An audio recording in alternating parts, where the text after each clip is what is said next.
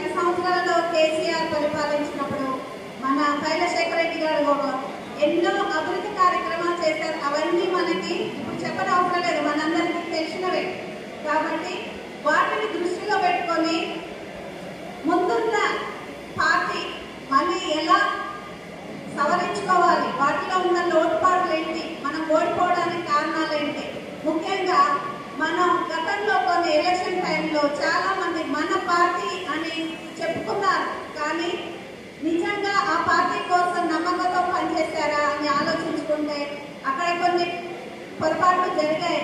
వాటన్నిటిని కూడా సవరించుకొని next ముందొచ్చే party తప్పకుండా టీఆర్ఎస్ పార్టీని గెలిపించాలని మన సీఎం గారు కేసీఆర్ గారు మనకి పార్టీ కల్పవృక్షం. ఆయన మన పార్టీకి ఒక వృక్షం లాంటి వారు. అటువంటి వృక్షానికి కొమ్మలైన మనందరం కూడా మన ఎమ్మెల్యే గారి సహాయంతో గతంలో 10 సంవత్సరాలు చేశారు. మార్పు అక్కడ కొంత మార్పు కావాలని కోరుకున్నారు. కాబట్టి ఆ మార్పు జరగాలి. ఏం చేస్తారు, వేరే పార్టీ వస్తే చూద్దాంలే అనే ఆలోచన కూడా ఉండొచ్చు.